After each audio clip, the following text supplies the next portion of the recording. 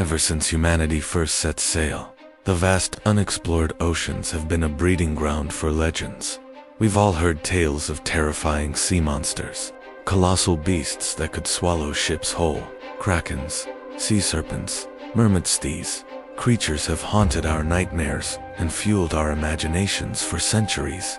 But what if I told you that some of these myths weren't just stories? What if some of these legendary monsters were actually real?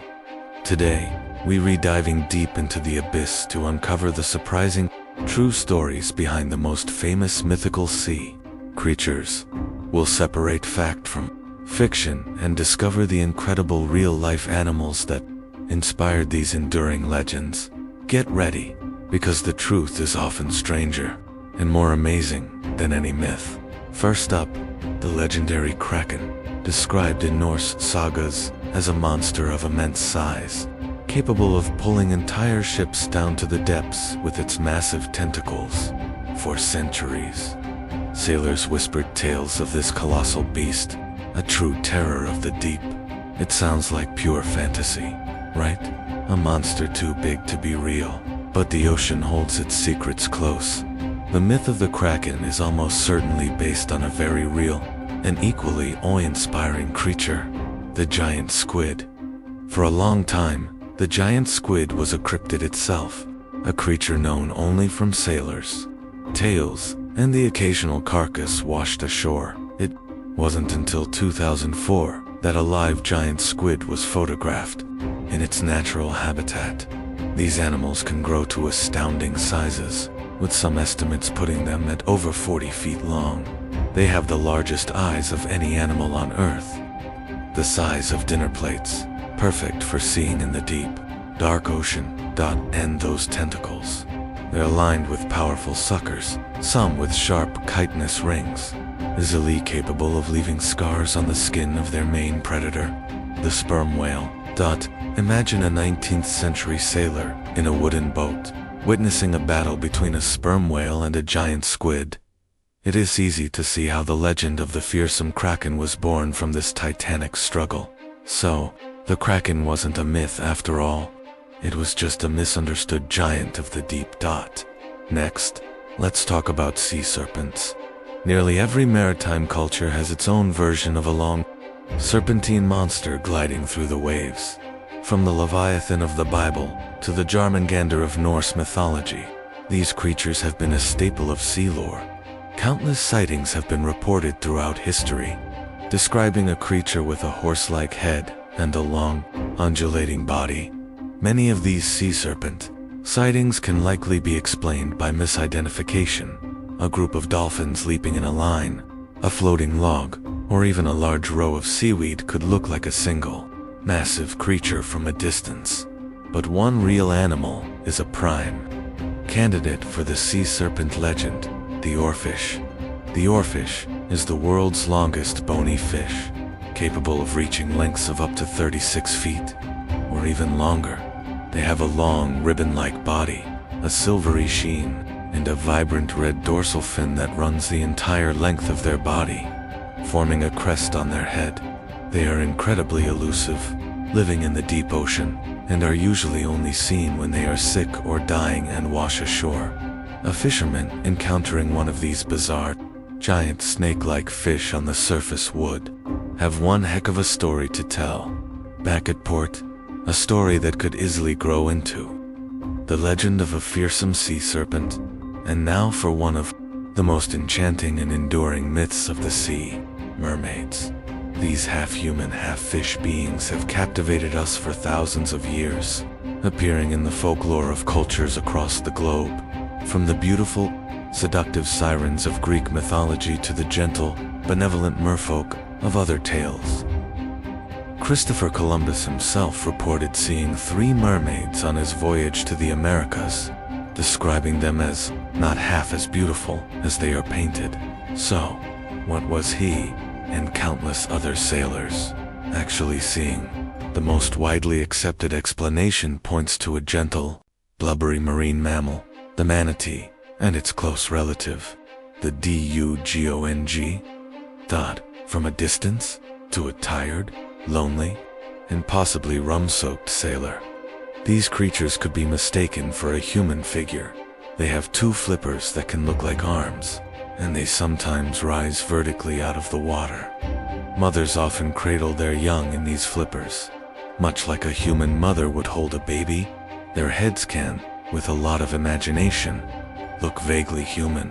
While a manatee is far from the graceful, alluring mermaid of legend, it's the most likely real-world inspiration for this beloved myth. It's a charming thought, isn't it? That these gentle sea cows sparked a legend that has lasted for millennia.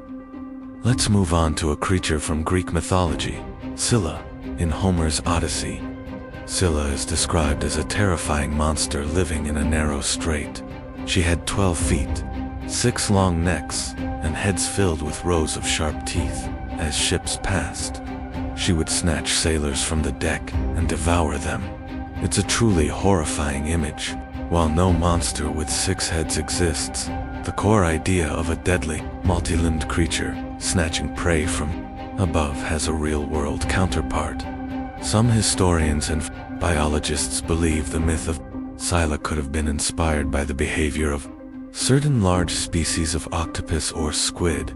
Imagine ancient Greek sailors navigating a narrow, rocky channel. A large octopus, hidden in the crevices of the rocks, could easily use its powerful, sucker-lined tentacles to grab onto oars, or even a person on the deck of a small vessel. The disorienting, alien appearance of an octopus, with its many arms and bulbous head, could easily be exaggerated into the form of a multi-headed monster. The danger was very real. The description was just a little embellished. The myth of Scylla served as a potent warning about the real dangers of navigating treacherous, rocky coastlines where hidden predators could lurk. Now, what about dragons? We usually think of them as flying, fire-breathing lizards, but many ancient cultures had legends of sea dragons or sea serpents with dragon-like features. In many Asian cultures, dragons are powerful water deities, residing in rivers, lakes, and oceans. But could any real animal have inspired these aquatic dragons? While we don't have fire-breathing sea creatures, we do have some surprisingly dragon-like fish. Take the seahorse, for instance. Its name in Greek literally means horse, sea monster. Or look at the leafy sea, a relative of the seahorse found off the coast of Australia. With its intricate, leaf-like appendages, it looks like a creature straight out of a fantasy novel. But perhaps the best candidate is an animal that is now extinct, the plesiosaur. These marine reptiles lived during the age of dinosaurs. They had broad, flat bodies for powerful flippers and, most notably, incredibly long necks. Fossils of these creatures were being discovered in the 19th century, a time when sea serpent sightings were at their peak. It's not a stretch to think that an ancient person, finding the strange and massive skeleton of a plesiosaur washed ashore, might believe they had found the remains of a great sea dragon. The famous Loch Ness Monster is often described as a surviving plesiosaur, linking this prehistoric reality directly to modern myth. Finally, let's look at the myth of the Espidocalone. This was a legendary sea creature, so enormous that it was often mistaken for an island. Sailors would land on its back, set up camp, and light a fire, only for the creature to awaken and dive deep, drowning the entire crew. The name itself comes from Greek, meaning shield turtle. This legend is found in texts from the Middle Ages, including bestiaries and sailors' accounts. What could possibly be mistaken for an island? The answer is likely the largest animal that has ever lived, the whale. A large, slow-moving whale, such as a right whale or a sperm whale, resting at the surface could easily be mistaken for a small, rocky island from a distance, especially in foggy or poor light conditions. The rough texture of their skin, often covered in barnacles and callosities, would add to the illusion of a rocky surface.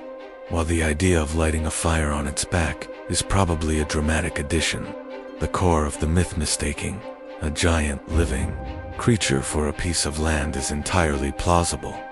This legend served as a cautionary tale, a reminder that in the vast and deceptive ocean, things are not always what they seem. So, the next time you hear a story about a mythical sea monster, remember the real-life creatures that inspired them? The ocean is a place of immense mystery and wonder, filled with animals so strange and magnificent that they don't need myths to be incredible. The giant squid, the oarfish, the manatees are the real monsters, the real wonders of the deep. They remind us that our planet is still full of secrets waiting to be discovered, and that sometimes, the truth is the most amazing story of all. Thanks for watching, and if you enjoyed this journey into the deep, don't forget to like, subscribe, and hit that notification bell for more adventures into the unknown. See you next time.